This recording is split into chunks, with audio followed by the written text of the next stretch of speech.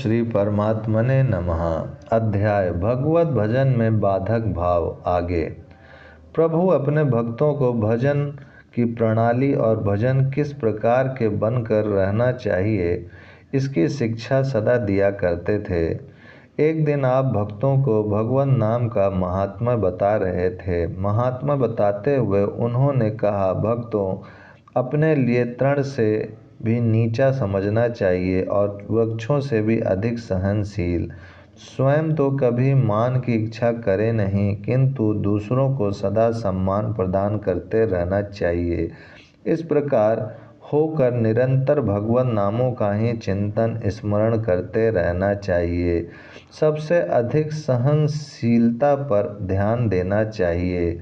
जिसमें सहनशीलता नहीं, वह चाहे कितना भी बड़ा विद्वान, तपस्वी और पंडित ही क्यों न हो, कभी भी भगवत कृपा का अधिकारी नहीं बन सकता। सहनशीलता का पाठ वृक्षों से लेना चाहिए। वृक्ष किसी से कटु वचन नहीं बोलते। उन्हें जो ईंट पत्थर मारता है तो उस पर रोष न करके उल्टे प्रहार करने वाले को पके हुए फल ही देते हैं। भूख प्यास लगने पर भोजन तथा जल की याचना नहीं करते, सदा एकांत में ही रहते हैं। इसी प्रकार भक्त को जन संसद से पृथक रहकर किसी से किसी बात की याचना न करते हुए अमानी और सहनशील बनकर भगवत चिंतन करते रहना चाहिए। इस श्लोक की व्याख्या भक्तों को बताई। 3 बार मना करने से यह अभिप्राय है कि कलयुग में इससे सरल और सुगम उपाय कोई दूसरा है ही नहीं। हरे नाम हरे राम, राम राम हरे हरे, हरे कृष्ण हरे कृष्ण हरे हरे, हरे नाम हरे नाम एव केवलम, कलय नास्तेय नास्तेव नास्तेव गतिरन्यथा। कलयुग में केवल हरि नाम ही सार है। जीवों के उद्धार के निमित्त भगवान नाम को छोड़कर कली काल में दूसरा कोई और सुगम उपाय है ही नहीं। एक हृदयहीन जड़ बुद्धि वाला विद्यार्थी भी प्रभु की इस व्याख्या को सुन रहा था। उसने कहा, यह तो सब शास्त्रों में अर्थवाद है। नाम की प्रशंसा में वैसे ही बहुत सी चढ़ा बढ़ाकर बातें कह दी हैं। वास्तव में कोरे नाम से कुछ नहीं होता। लोगों की नाम में प्रवृत्ति हो, इसलिए ऐसे वाक्य कह दिए हैं। इतना सुनते ही प्रभु ने अपने दोनों कान बंद कर लिए और श्री हरि कहकर वे सभी भक्तों से कहने लगे, भगवान नाम में अर्थवाद कहने वाले को पातक लगता ही है, सुनने वाले को भी पाप लग होता है। इसीलिए चलो हम सभी गंगा जी में सचैल स्नान करें, तभी इस भगवान नाम में अर्थवाद सुनने वाले पाप से मुक्त हो सकेंगे। यह कहकर प्रभु भक्तों के सहित गंगा स्नान के लिए चले गए।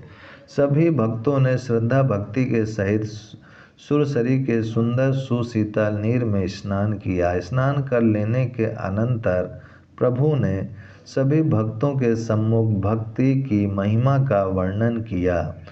प्रभु भक्तों को लक्ष्य करके उन्हें समझाते हुए कहने लगे, भाई तुम ही सोचो, जो अखिल कोटि ब्रह्मांड नायक हैं, जिनके एक एक रोमकूप में असंख्यों ब्रह्मांड समा सकते हैं, उन्हें कोई योग के ही द्वारा प्राप्त करना चाहे तो वे उसके वश में केवल श्वास रोकने से ही कैसे आ सकते हैं। कोई कहे कि हम तत्व को ही संख्या कर करके उनका पता लगा लेंगे तो यह उसकी कोरी मूर्खता है। भला जो बुद्धि से अतीत है, जिनके लिए चारों वेद नेति नेति कहकर कथन कर रहे हैं, उनका ज्ञान सांख्य के द्वारा हो ही कैसे सकता है। अब रही धर्म की बात, तो सो धर्म तो उल्टा बंधन का ही हेतु है। धर्म से तो तीनों लोकों के विषय सुखों की ही प्राप्ति हो सकती है, वह भी एक प्रकार से स्वर्ण की बेड़ी ही है। कोई जब से अथवा केवल त्याग से ही उन्हें प्रसन्न करना चाहे तो वे कैसे प्रसन्न हो सकते हैं।